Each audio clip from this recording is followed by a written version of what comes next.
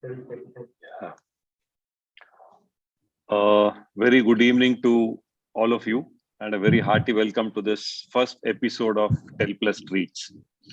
On behalf of Microlabs Karsion One, I thank you very much for gracefully accepting our invitation to be part of this one of its kind continuing medical legal education program. I think with changing times, it has become almost a must for all healthcare professionals to be updated with the legal aspects of the profession so that you can handle any unexpected and untimely events and situations in your professional life. So Telplus is happy to bring to you a three-part program on this medical legal knowledge updation programs. And today we are very, very happy to have with us a highly eminent, highly qualified medical legal expert with us, Mr. Amit Karkanis, who will take us through the first episode of this series.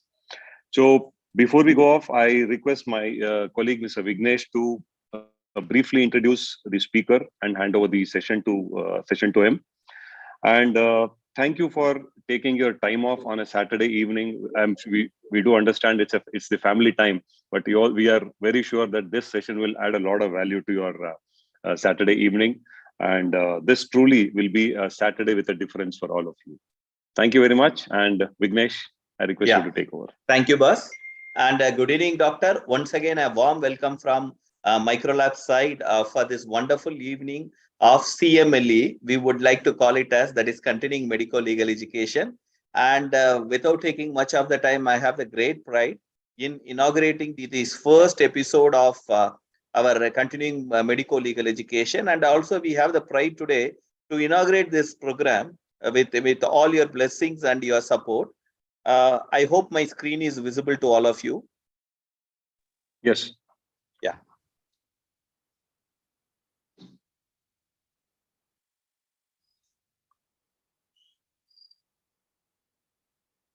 So welcome all of you to Telplus Treat. Dr. Telplus Treat is relishing the academic feast and unique program for all of you. And once again, I welcome you all for this program. This continuous webinar education, we are going to have a topic which is so unique to the content which you would be always been attending this continuing medical education. As we have communicated, Doctor, today's program will be a first inaugural in the 3-series program of continuing medical legal education. The first topic is going to be discussed today is on code of ethics and more specific about tax implication. I have a great pride and welcoming you all, the expert in this field. Mr. Amit Karkanis is a practicing Supreme Court lawyer. He has been a practicing lawyer for almost more than 2 decades with a rich experience in medical legal law, surrogacy, healthcare sector, and in intellectual property rights. Mr. Amit Karkanis has also got a law degree from Mumbai University and a Master of Law degree from International Trade Laws from University of Newcastle, UK.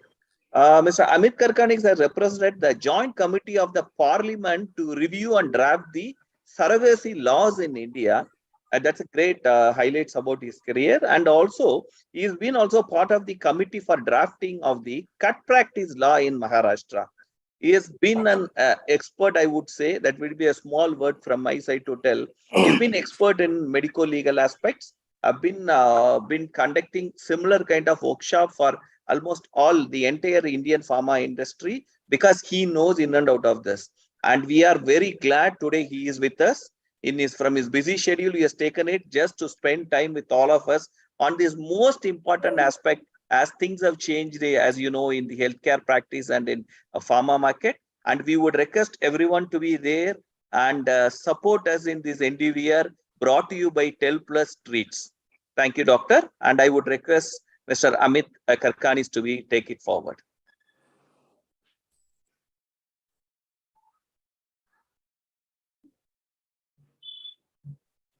So, thank you very much. Am I audible, Mr. Vignesh? You can be a little more audible if that is fine. Yeah. Little louder. So, yeah. So, as the boss said, that I hope that this Saturday is little different for you. And I would like to thank Microlabs for inviting me, for having faith in me. And thank you, Vimal, also Vignesh, and obviously the boss is always right in choosing. So, without wasting any more time, I would like to just say that today I have been given a onerous responsibility of talking on a very unique topic. So far we have had various angles to medical legal. You have Consumer Protection Act, you have, criminal cases filed against doctors, consumer cases, you have medical councils, state medical councils, National Medical Commission. But nowadays there's a new angle also which has come to, as far as medical legal is concerned. And that has a direct bearing with your code of ethics. So, code of ethics, though there is a word code in it, it is like a law. It is binding, and it has been passed by an act of parliament. Obviously, the new National Medical Commission is now in the process of revising this 2002 code of ethics, and a lot of new changes are proposed. But it's been a very long time that they are sleeping over it, and they haven't really passed the new code of ethics. So till the new National Medical Commission passes the new code of ethics, the old ones are in place and very much binding on each and every registered medical practitioner in India. Okay, I'm saying this with some sort of background to it. Normally, you take when you enroll into medicine, when you register yourself with the medical council, state medical council, obviously the first thing that you ideally should know is your code of ethics. Trust me, in my practice of last 24 years, I'm doing medical legal now, and I do exclusively medical legal all over the country. I have seen that the more you follow the code of ethics, lesser the trouble you are in.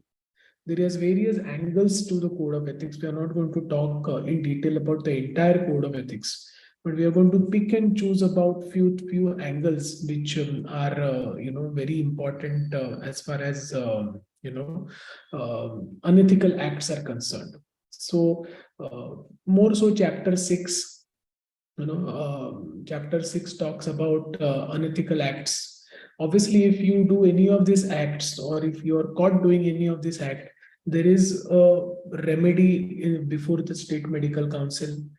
Every state medical council has an ethics committee, and that ethics committee is like a quasi judicial body which acts like a civil court, and they are supposed to actually conduct hearings. And every act of breach of code of ethics is basically triable, or it's the ethics committee of the state medical council which deals with that. And there is a regular hearing. You get notices, you get complaints, you are allowed to take a lawyer, there are proper arguments which happen, and after that they give you an order. So they act like a proper civil court. So that's why this code of ethics is very important. Each of code of ethics basically triable, or it's the ethics committee of the. So the reason why we are talking about chapter 6 is because it specifically prohibits doctors, family members from receiving gifts, travel facilities, or any of the benefits, as you may call it, freebies. It is very popularly called as freebies, hotel accommodations, cash, monetary grants.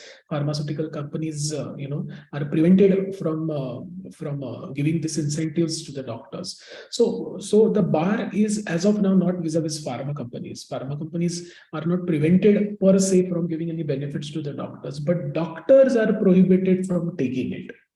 So it is not the pharma company which is at the receiving end here. It is the doctor or a medical practitioner who is at the receiving end. So one thing you need to bear in mind is that you may probably you may be approached by a pharma company with a possible incentive, or I want to choose my words very carefully here. I don't want to hurt anyone, but the wordings which you're seeing on my screen are part of your code of ethics. It's not something which I have interpolated from something. It is very much part of the code of ethics, and this language is used by the Medical Council of India as it was before. Mr. Amit, sorry for interfering. Can it be a little more audible? Actually, there were many doctors have told about they are unable to hear. The voice is little feeble. If that is fine with you. 1 minute, huh? See, the problem, I am sitting in an ICU of Apollo Hospital, Navi Mumbai, and my wife is admitted in the ICU. And I have borrowed a room from them on request, and there is an echo here. So let me just try and be little more loud. Is it possible now? Are you able to hear me now properly? Yeah, It's better. It's better now, sir. Yeah, it's better. So Sorry I want to to- apologize for that, but then it is my professional commitment. So I could not have said no. So that's why, since Apollo is my client, they went out of the way to help me out on this. So obviously, taking gifts and freebies is something which is already prohibited. I'm sure you know about this. But what is exactly prohibited and what is not? So what is it that you can do and what is it that you can't do? So this table is very much given in the code of ethics. I've just tried to, interpolate this now, because if you see the right hand side of this chart, you will see that if you take a gift of more than 1,000 or up to 5,000, the punishment is a censure. May I request the participants to remain mute, please, if you don't mind? I think so. There is someone talking in between. Mr. Vignesh, can you just mute the other I'm going participant? to do that. I'm going to do that right now. Yeah. I'm going to mute everyone and I will unmute Except your me. this one. Yeah. If you mute me. Yeah, you can unmute yourself, sir, and I have talked now. You can unmute. Yeah. So yes. So the table which is on your right hand side, which shows you what exactly you can do and what you cannot do. So if you take a gift of more than 1,000 rupees and up to 5,000 rupees, you will be censured by the medical council. If you take a gift of more than 5,000 up to 10,000, there is a possibility removal from the medical register or state medical register for 3 times, for 3 to 10 months, basically. Okay, depending on the quantum or depending on the gravity. If the gift is more than 10,000 but below 50,000, removal from medical register for 6 months, basically. Gift is more than 50,000 to 1 lakh, removal from the state register or medical council for 1 year. And if it is more than 1 lakh, the removal from the period of more than 1 year from the Indian medical register or state medical. So basically, they have given you exactly what you can do, what you cannot do. So long and short of the situation is that you cannot take anything more than 1,000 rupees from pharma companies. Now, this is about gifts. Okay, it talks about travel facilities also. Same rules are applied. If it is up to 1,000 rupees, you can obviously take the travel facilities. But if it is above 1,000 rupees or below 5,000, then the same punishment pattern is seen here. Censure is there, 3 months, 6 months, 1 year, or more than 1 year, basically. So now travel facilities include medical practitioners are not accept any travel facility inside the country, outside the country, railway, road, air, ship, cruise tickets, paid vacations, etc. Or anything from healthcare industry or their representative for self or for family member, for vacation or for attending conferences, seminars, workshops, CME programs as a delegate. So here is a important point for you all to take home is that whenever you attend any CME or whenever you have any conferences, now that is something, if you are taking any benefits for attending that from any pharma company, then this is definitely going to come into picture. Now, obviously, if anyone comes to know, if any one of your competitors or if anyone files an anonymous complaint also before the medical council, then the medical council, the state medical council or national medical commission can take a suo motu cognizance of it. They have sufficient powers within the act to even take cognizance on an anonymous complaint, which has happened in the past. I think so 5 years back, there was one pharma company based out of Ahmedabad, which against whom an anonymous complaint was filed before in the PMO, Prime Minister's office, which was subsequently forwarded to the Medical Council of India, as then it was. And Medical Council of India had issued almost 350 notices to doctors all over the country. And at that point of time, they let go of doctors by accepting an apology from them, saying that they will not take any benefits from any, laboratories or any pharma companies. Only they took an undertaking, they took an apology in writing, and that is what, and they were let go. They were let go after that. But now the times have changed. I don't think so. Now, if any complaint is filed before the medical commission, then I don't think so. They will let only an apology be, only an apology won't be sufficient, because they are very strict now, because the mood and the kind of atmosphere that we are in right now, there is a lot of scrutiny on doctors. There is a lot of scrutiny happening even on pharmaceutical sector. So they are planning to make the code of conduct for pharmaceutical companies into an act now. And that has been in pipeline for many years now, but it has not happened. But now it may happen sooner than later.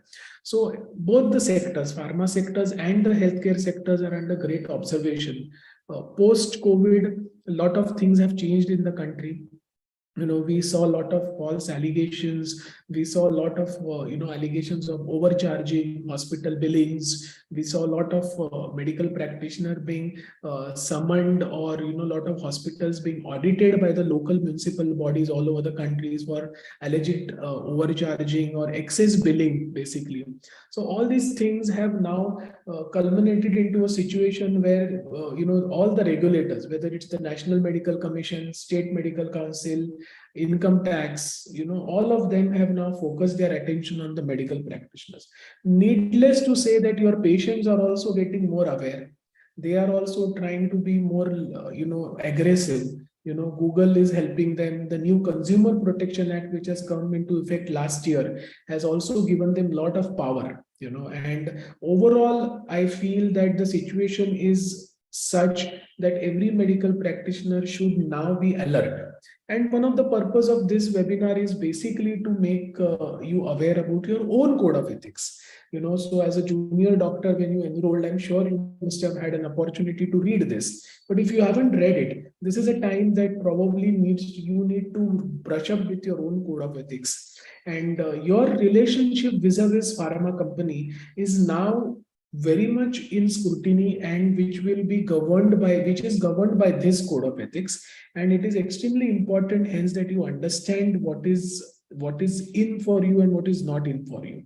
So it also talks about hospitality. The punishments or the penal provisions are the same. I'm not going to waste my time or your time in reading that out. But hospitality, individual, any hospitality like hotel accommodation for self or family members. It also talks about cash or monetary grants, okay, which includes funding for medical research, study, etc., can only be received through approved institutions by modalities laid down by raw rules guidelines. Now here, the medical associations are free to take grants for studies and research purposes. So that subsequently was allowed by the government, that medical associations can take money from pharmaceutical industry for furthering the research and for imparting the medical knowledge and the latest knowledge to its members, basically. So medical research also you can do for a pharma company, but there are some caveats that they have given. Okay, so for example, you can accept a position as a director or as a research person in a pharma company, provided you ensure that a particular research proposal has due permission from the competent authorities. Ensure that such research project has clearance of national, state, institutional ethics committees or bodies. Ensure that it fulfill all legal requirements prescribed in the medical research. Ensure that sources and amount of funding is publicly disclosed at the beginning itself. Ensure that proper care and facilities are provided to human volunteers if they are necessary for the research purpose. So basically, this talks about clinical trials. So it also talks about ensure that undue animal experimentations are not done. Ensure that while accepting such an assignment, a medical practitioner has a freedom to publish the result of the research in greater interest of the society by inserting such clause clause in an MOU or any other document agreement for any such assignment. So if you are participating in a clinical trial, or if you are a principal in a clinical trial, or if you are trying to lead a research team in a clinical trial on behalf of a particular company, or or particular pharma company to be precise, then your code of ethics says that it is your responsibility to ensure that such things are happening. Now, I understand completely that it is not your duty to ensure that the pharma company takes good consents from the volunteers and all those things. All the legal compliances are done. They are normally done by the company, and they are done by the people who are into the clinical trials. But this is what your code of ethics says, that if you are part of a trial, or if you are part of a research project which is not legally compliant, then even you can be hauled up. So there is an indirect responsibility on you to actually make sure that whatever you are associated with are equally compliant. So it cannot be that it's not my job, it was their job. I too just participated in my research. I did my research. I gave them the documents and research paper. It doesn't end there. Your liability is from start to end to ensure that every legal compliance is done by the company that you are associated with. So it is a double-edged sword, and you will have to ensure that wherever you are participating, whoever you are associating, is a company which is clean and which has followed the due process of law. When I say due process of law, I mean legal compliance. Your maintaining of professional autonomy is extremely important in dealing with pharmaceutical and allied healthcare. Now, see, this word allied healthcare is very, very important. So you cannot say that this is not a mainstream pharma company. This is a subsidiary of that pharma company, or they are making something else. Now, this definition of allied, this word allied can be interpreted in a very broad manner. It encompasses each and every type of businesses that a pharmaceutical company can do. So if tomorrow pharmaceutical company starts making protein powder, that also is probably part of this. If you ask me the definition of the word allied, even a manufacturing of protein powder would fall under this definition. Okay, medical practitioner shall always ensure that there shall never be a compromise either with his or her professional autonomy and or with autonomy and freedom of medical institution.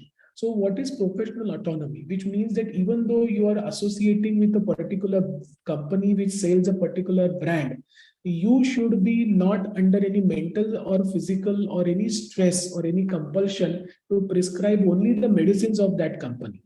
That professional autonomy is completely yours. Doesn't mean that I'm not saying that you cannot prescribe the medicines of that company, but you need to have that freedom to decide. You cannot be under that obligation that I'm working for this company, or I'm taking research work for them, so that's why I will only prescribe medicines from this company. That is not autonomy. Autonomy means you are free to prescribe medicines of any other brand or company, even though if you are associating with X company. So that is what professional autonomy means. You are allowed to have affiliations. Medical practitioner may work for pharmaceutical and allied healthcare industries in advisory capacity, as a consultant, as a researcher, as a treating doctor, or in any professional capacity. In doing so, medical practitioner shall always ensure that his professional integrity and freedom is maintained. So which means you cannot come under any moral obligation. Just because you are associating with someone or a company doesn't necessarily mean that you only should prescribe medicines of that company. That is what this clause literally means. And in simple words, that is what, when I say professional autonomy, that is what is your professional autonomy, which means you should be free to do what you want, irrespective of the fact that you are associated with X company. You feel that there is a patient sitting in front of you, you want to prescribe a medicine of Y company. That is your professional autonomy. You should not feel from within the right, no, I'm working for X company, so I will only give medicine of X company. No, then you're breaching this code of ethics. If that is the feeling that you're getting, then you're violating your code of ethics. Endorsements. This is very important. Medical practitioners shall not endorse any drug or product of the industry publicly. Any study conducted on the efficacy or otherwise of such products shall be presented to and or through appropriate scientific bodies or published in appropriate scientific journals in a proper way. I'm sure none of you do advertising directly on television or on the social media. You don't stand with a packet of medicine and say, okay, I want to use this medicine. I'm sure none of you do this. But this is something which prohibits specifically for you to do that. So hence, if you can, if you get any offer for endorsement, I think so you should flatly say no. Obviously, you are allowed to conduct studies and present papers. But again, this has to be done in a proper manner by way of a proper channel, which means that it could be done through scientific bodies, journals. You can print papers in the journals. You can talk about it in scientific conferences. Whenever there are scientific sessions in conferences, you can always present your papers and study in those conferences. Now, let us come to the Income Tax Act. Now, I'm not a chartered accountant. I'm a lawyer by profession. But, of late with 2020 finance bill, all of a sudden Income Tax Act has come into a light big time. Now, Income Tax Act per se doesn't send anyone to jail. Income Tax Act is not like, not like Foreign Exchange Act, or it's not like any other act. Income Tax Act, they are only concerned with your income and how much tax you pay on your income. So if you are worried about the word income tax, please don't worry about it. It is not something which is going to send you to jail. It is only going to pinch your pocket a bit if you violate the Income Tax Act, but more than pinching your pocket, it's not going to do anything much to you. Okay, obviously you will have the headache of going through your accountant. You will have to do your balance sheets, profit and loss accounts. You will have to check your returns, your income, your expenses. All those things will happen, but it is still a better act to deal with than any other act. Medical practitioners are governed by a lot of serious and stringent acts, but this should be the least of your worry. Now, it allows taxpayers to claim deductions on expenditure laid out wholly or exclusively for the purpose of business or profession. Now, explanation to this section 37 says that the provisions provided that no deduction or allowance shall be made in respect of expenditure incurred by the taxpayer, which is an offense or which is prohibited by law. So this last line is very important, which is not something which a doctor is individually concerned, but this is more with a company, pharma company, because if they are doing some act which is not allowed by the medical body, that is your professional code of ethics, it is illegal to take any favors from any pharma company. So this clearly takes away the power of the pharma company to use that as business expense. So which means that tomorrow, if 1 crore rupees is spent on doctors, and if tomorrow company says that I am going to use this money, or I'm going to show this as my business expense, the income tax will not allow you that anymore, because they are saying that what is per se illegal to do for doctors, you cannot give them that, or you cannot make them do that, and then later on claim a deduction of tax on that. So this is now something which is very clear. Finance Bill of 2022 very, very clearly makes it. They have added explanation to section 37 of the IT Act, which provides that expenses incurred to provide any benefit or perquisites or otherwise in violation of any law shall be inadmissible as expenditure under section 37 of the Act. Memorandum to the Finance Bill, that is the notes which comes along with the Finance Bill, clearly specifically mentions that freebies given by pharma companies to doctors and professionals are deemed to be in violation of the medical conduct regulation and hence shall not be allowed as an expense. So this is again not your lookout. This is not something which you should be worried. This is something which a pharma company should be worried. But now subsequently there is something which happened where you should be also worried. There was a Supreme Court judgment which we will go through it. Now 194R of the income tax deal with the TDS. TDS on benefits received from the businesses for sale promotion will be applicable to social media influencers and doctors. So now you will have to, even under the TDS, doctors are there. Includes free medicine samples received by doctors, foreign flight tickets, or free IPL tickets in the course of business and more. For consultants in hospitals receiving free samples. Now this is very important. TDS would apply on hospital first. which would require to deduct tax under Section 194R with regard to consultant doctors.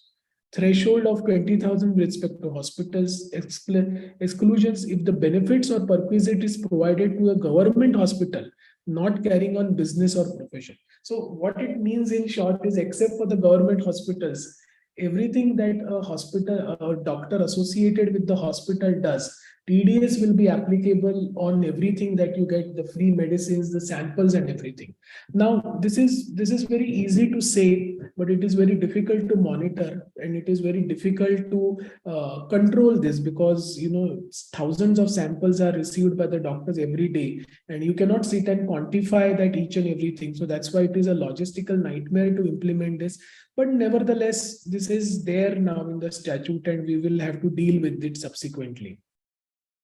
Now, good news is that National Medical Commission is revising the Code of Ethics. There are some new things which are happening, and I think so, they are allowing the doctors to advertise in a limited manner. They will be allowing you to do few things, but, more or less the nature of duties, with doctors and pharmaceutical companies is definitely going to be more and more stringent from here on, so I think so they are definitely trying to strengthen the code of ethics, keeping in mind the modern trends. So it is not yet out. The government is still contemplating on it, deliberating on it.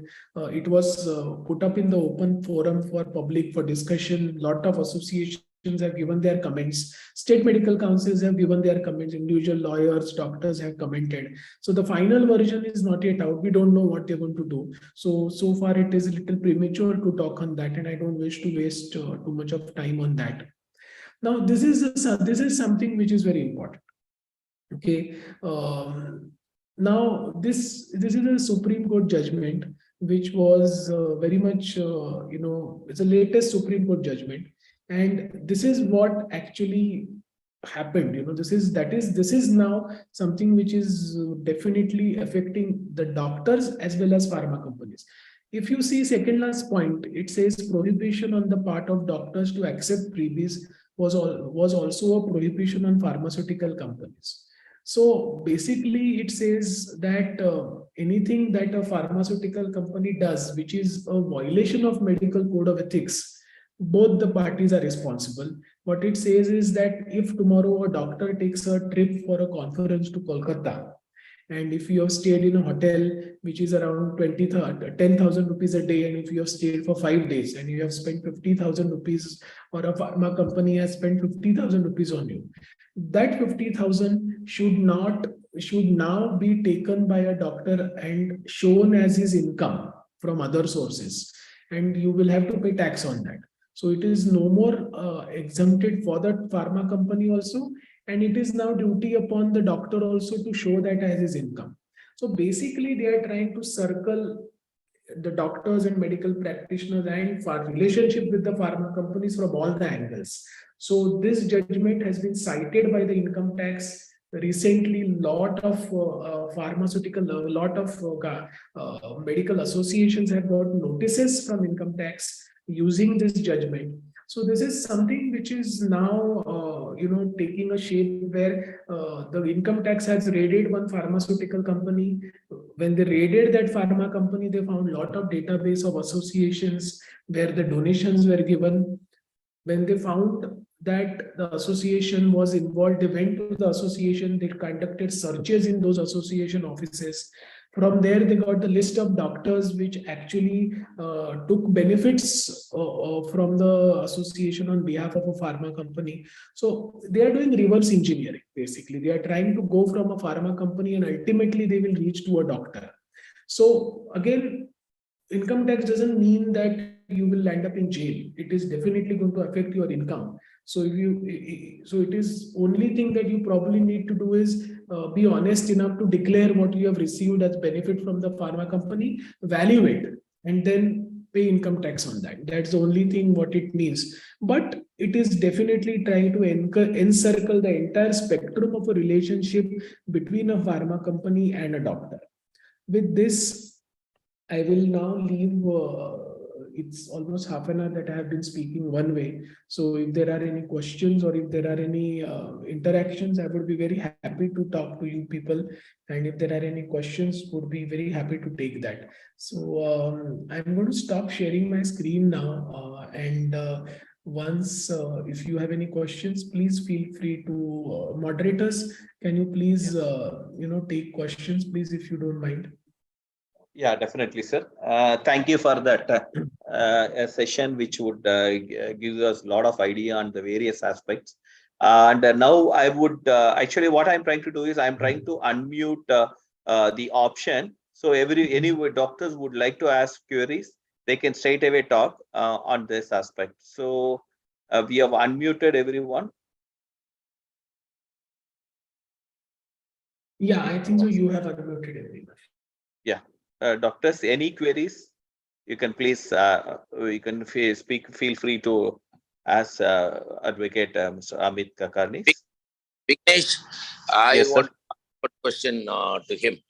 Yeah. In fact, this thing from a pharma industry, whenever we are giving any of the freebies, that is being calculated for the income tax purpose, and then it has to be tax has to be paid. But in terms of medical equipments like a stethoscope or BP apparatus or in-clinic usages, is it taxable or is it allowable by the pharma? Very good question. Very good question, Mr. Hariharan. I appreciate you asking me this. Now I'll tell you, if you see that code of ethics, when I showed you that word allied industries, okay, and that is what even I took a pause there and I mentioned to you, or to all of you, that the word allied industries is a very dicey word. It is very broadly worded and it can encompass everything. So with that logic, the medical devices industry basically is also included according to me, because see, Apex Laboratories judgment of the Supreme Court talks only about pharmaceutical industry. It doesn't deviate into allied industries. But the logic of the Supreme Court is very clear, Mr. Hariharan, that whatever is not allowed by the code of ethics, a pharmaceutical company cannot do. So you need not worry about the definition of video. So let us not worry about the industry.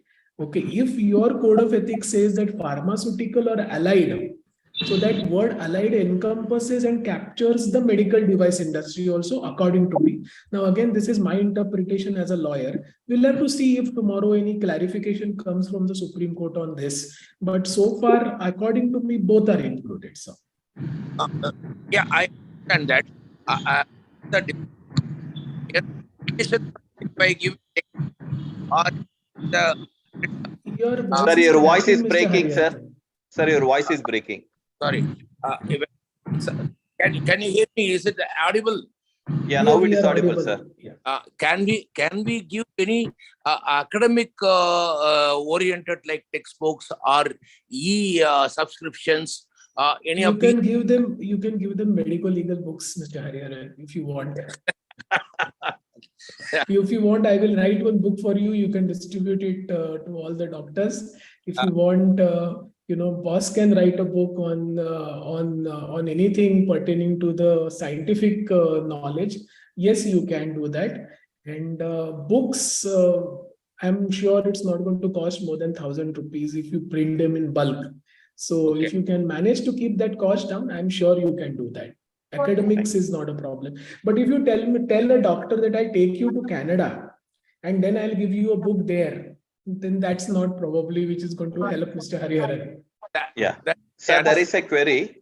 Sir, there is a query from Dr. Girish. Is honorarium for a talk with tax deducted at source is legal?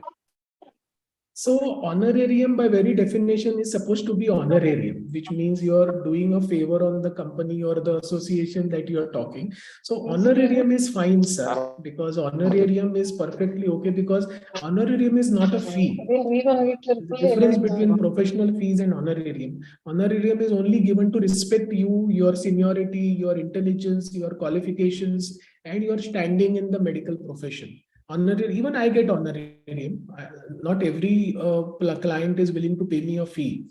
So a lot of associations where I go and give lectures, I do it for free, or I get a small token which is called an honorarium.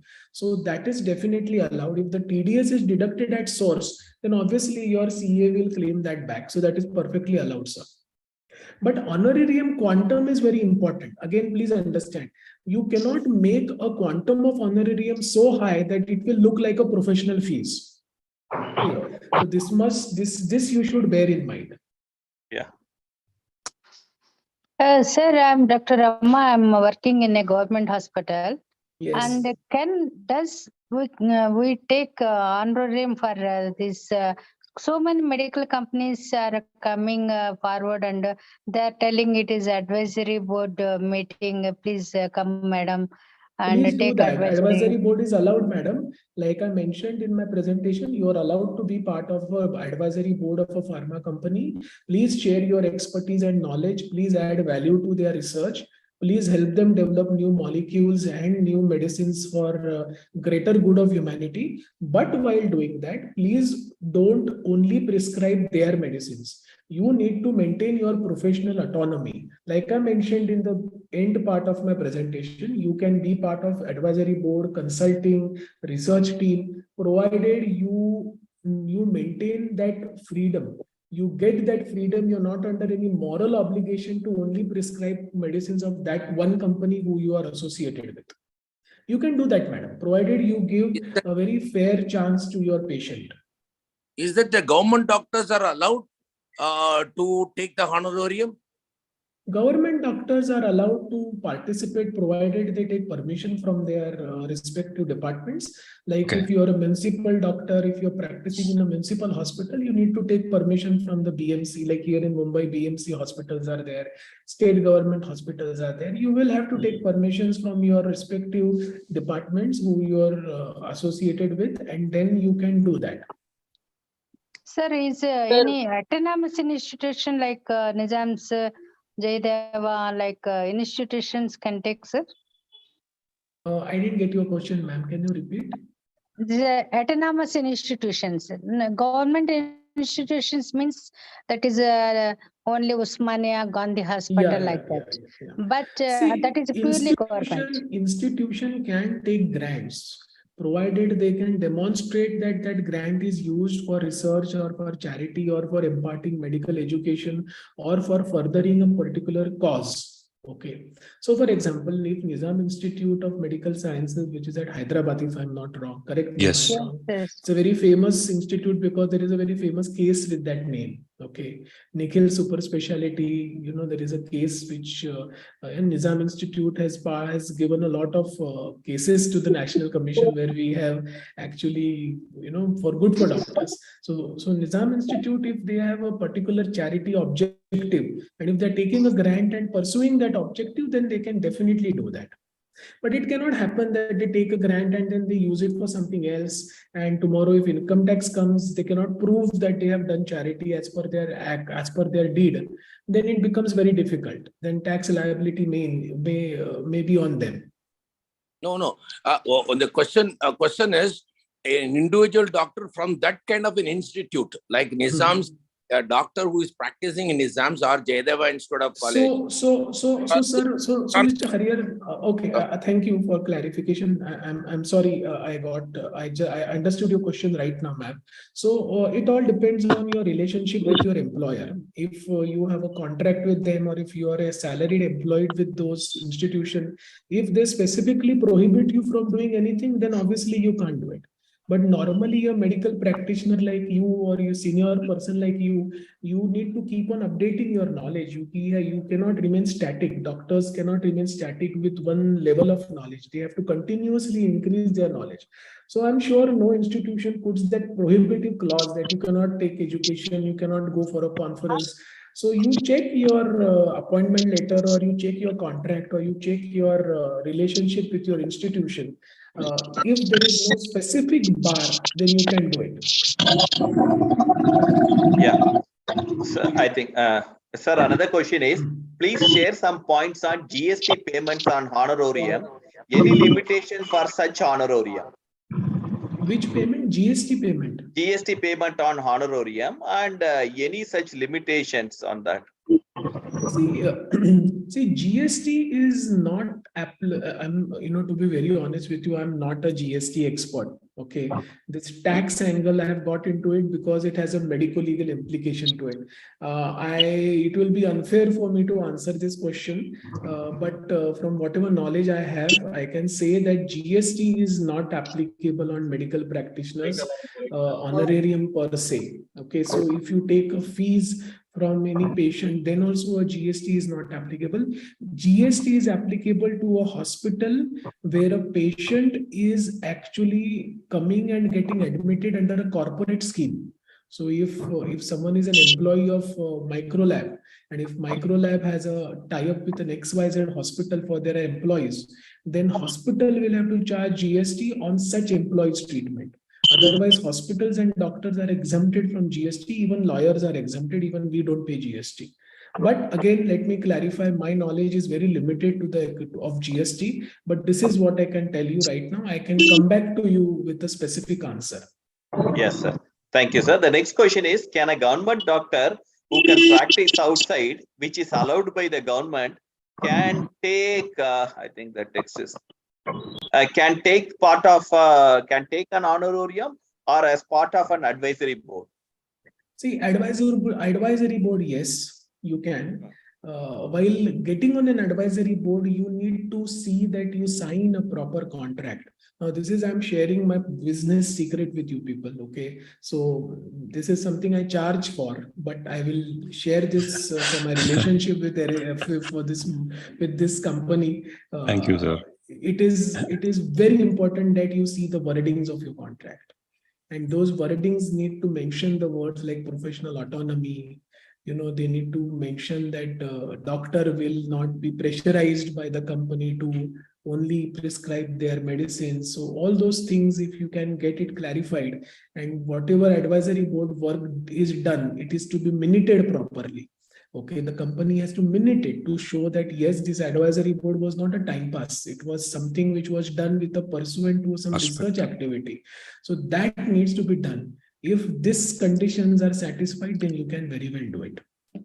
Yes, sir. The other question is, sir, as you told, this honorarium should not look like more than professional fee, but each doctor pay may be varying, right? So is Yes. so that is the question. It's a gray area it's a gray area to be very honest with you, okay? Because nowhere they have said that this much honorarium, this much money is honorarium, this much money is not honorarium. So it is depending on individual tax. So it all depends on how an income tax officer looks at it, basically. So that is something which is very fluid, and there cannot be any specific answer for this right now. Okay, sir. Yes, sir. Would there be any other questions, doctors? I can see something in the chat room. Yeah, sir. I think I have been asking each and everything. Yeah, okay. Thank you. That we have taken from the chat. Yeah. Thank you, Vignesh, because I'm very bad at this chat business. So I somehow lose my focus if I read the chat. So I'm happy that you moderated. Yeah, but overall, let me tell you that this is something which is an upcoming or a developing field. Okay, developing problem. It's not a field, it's a developing problem. A lot needs to be done. Supreme Court has said something. Income tax is interpreting in one way. The pharma companies are not babies. It's a huge industry. It pays huge tax to the government, and it fuels the economy. India is a pharmacy of the world, as you must have heard this phrase in COVID times. So obviously they are doing their bit by challenging this or by doing whatever they need to do. But there is definitely a time has now come that the relationship between a doctor and a pharma company needs more transparency. And what government is driving at is transparency, to be very honest with you. And if you do that on your own, I think so you will be safe. If you don't do it, then medical councils are there to haul you up. Okay, and income tax is there to probably cut your pocket a bit by its size. So that's why today's topic was kind of an awareness, kind of a bird's eye view of the problem. This problem is developing, evolving. There will be a lot of updates on this in future. So let's see how it goes.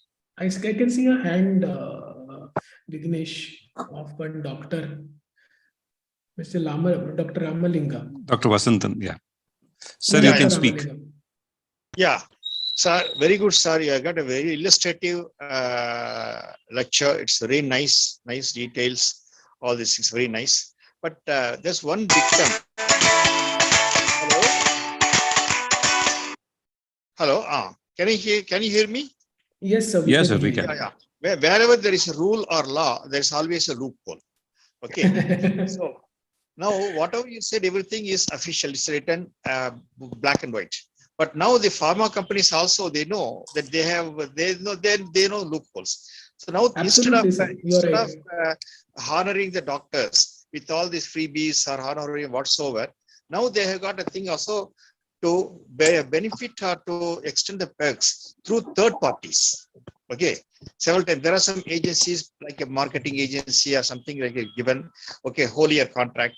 And these people, they arrange the honorarium or freebies whatsoever, gifts, compliments, everything, without the companies. What if I tell you, Mr. Ramalingam, that income tax has issued notices to intermediary companies also now, saying that you are acting as a conduit of pharma companies. I have notices with me. I cannot take names because of my confidentiality. Yeah, this is what I wanted to know. That I wanted from your mouth. It is there, sir.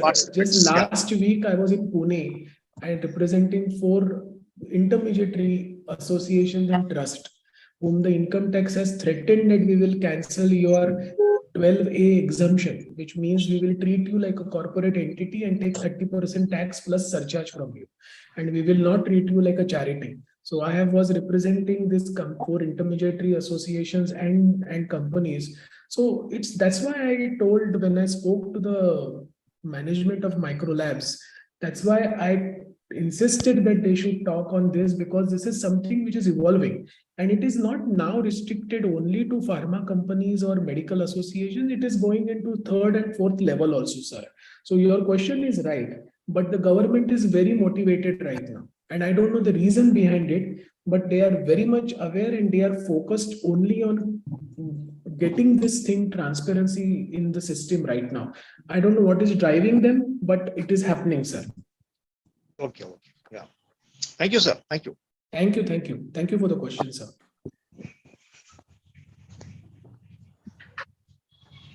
I think so. No more questions. Saturday evening, people are tired. Yeah. But, sir, yes, sir. Yes, sir. Yes, doctor. Yes, doctor. Yeah, regarding this honorarium and all, as an organization, like for example, if you have something for organization, if that comes as tedious after this one from organization side, like API, I want to do a state conference. So previously there is some amount of funding, now it is not there. I couldn't. Vignesh, did you get the question? Yes, sir. I think doctor is talking about a state episode conferences. How sir, is it something related to that, sir? Yeah. Not like individually as a doctor. As an association. Association are doing annual conferences. Yeah. So those grants, they come with the TDS, and again, what we have to do and all. So see, very good question. I'm just back from. Nowadays, any company previously, most of the conferences are 90% going on only with farmer support. Registrations, we get hardly 10% we get our registration. So 90% is farmer support. Now every farmer company is scared to come forward to do any. So I'll tell you, sir. I just came back. I'm just back from Kolkata just the day before yesterday. I attended a very big conference there where 1,000 participants were there, and annual conference of gynecologists basically. And so what it is, the position is like this, sir. Okay. Associations can definitely take grants from pharma companies. There is nothing stopping them. But if tomorrow, after giving you a grant, if pharma company gives you a list of 100 doctors, that please don't take any money for these 100 doctors, these are our doctors and we are sponsoring them, then the association is in trouble, sir. because now the income tax says that you are acting like a conduit for a pharma company. So till such time you take the money from the pharma and you do your hotel bookings, you decorate your venue, you pay your vendors, your stage artists, your lightmen, your mic people, you pay your caterer, nothing is going to happen to you. There is no problem. But the moment you take a list of 50 doctors, 100 doctors from a pharma company saying that please sponsor them because we have paid you 10 lakh rupees, then there is a problem. So nothing stopping an association from taking money and organizing a conference, but it definitely matters if tomorrow, after taking money from an XYZ pharma company, you give free registrations for 100 doctors which are sponsored by that pharma company. So there is definitely a problem there. Correct. Actually, that is a major problem with us. Everybody wants those registrations. I know, Okay. but there are always ways out. Like I think so, Mr. Nice talk. Ramalinga just mentioned that I think, pharma brains are also very active. I'm sure they will find some way out, sir. I cannot discuss that in a public forum like this with almost 190 doctors listening to me. So with my session getting recorded and going live on YouTube. So there are ways and means. This is something for a private consultation sometimes. So, hello. Yeah. Yes, sir. Yes, sir. Please go ahead, sir. I think this session is very useful, and definitely in the future we expect some more sessions like this from the micro people. Definitely, sir. Thanks for that very great feedback, sir. I think we initiated it and we brought someone who is best in this just for this purpose only, sir, to give more enlightenment. It is not only to you, sir. We from pharma company also need this. That's the reason we made it, sir. Because our relation depends, most of them are now dictated by governments only. Previously, it is different. Now, Yes, I sir. think That's well said. should be careful. We should be careful. Both should be careful. And, Definitely. there are a lot of CMAs, but CMAs like this are very few. Maybe this is really useful for everyone, each and everyone who is practicing. Especially Thank you, sir. So you must give due credit to Micro Labs for having that courage to organize this, because very few people actually can talk about this. So Yes. I'm very impressed with their management and their mandate, basically. That's what I've seen from the speaker. Actually, that point what I need is answered. That's most of them. Sometimes in these things, no, they tell something we won't understand. So what you told is exactly what is the exact Not problem. my style, sir. The exact I problem will give you an you asked. answering yes or no. Yeah. Nice, sir. Thank you. Thank you, sir. And really, I appreciate the speaker, sir. It's very Thank good. you very much. Thank you. Thank you, sir. Have we done Vignesh? I may have Yes, to sir. log out. We do Yes, not sir, have I any think- more questions. Okay. Sorry, sir. Nothing. I think that day when you have done it, I know how much the turmoil you are in right now. I think still it shows your professionalism, and we are so much obliged, and we really pray that you will come out of it. Commitment, and I couldn't have said no. So I must thank Apollo Hospital also. If any one of you are working for Apollo, you can extend my thanks and greetings to them for I think, allowing me to use thank you. There is one query Dr. Vasant Ramalingam want to ask. I yes, think with that Mr. can we? Ramalingam again. Yes, sir. Tell me. Sir, you can unmute and ask, sir. Please unmute, sir. Dr. Vasant Ramalingam, plan unmute, sir. Sir, you are not unmuting. You are mute. Yeah. I mean, sir, sorry, sir. Time of winding up. Just I'm completing the last question. Still, 2 more minutes. We have got to finish at 8:30. Only thing is that sometimes we conduct the camps, free camps. We conduct in the clinics. Okay, like that. So then, for all this that is expense allowed. and That is allowed. Please do it. So sometimes it happens that approximately it works out to 25,000 or something. But generally, when we say some pharma companies are conducting, they are also helping all those things. They give some 30,000, whatsoever some amount. Please keep a record of those necessary? camps. Yeah, whether we have to all the expenditure, everything, and to submit to the income tax, or just No.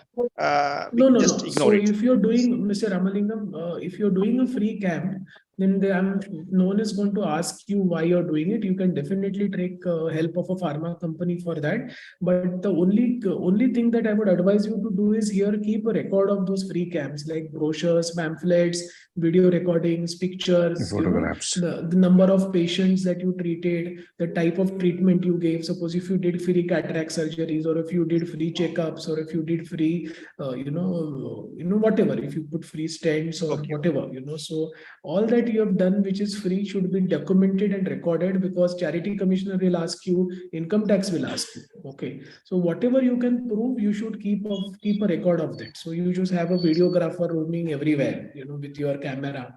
That should be good enough for you. Okay. Yeah. Thank you, sir. Yeah. Thank you. And I would thank you, sir. And I would request our Thank you, sir. Thank you. Mr. Harigaran, our senior vice president, to give vote of thanks and close the session. Harigaran, sir. In fact, it was a wonderful lecture, and then I hope it enlightened many of our doctor community for the clarity. And more so, it is the most important thing is that the clarity in which you have given the kind of activity which a farmer can do, and doctors can take part in all our activities. That also has been very much clarified.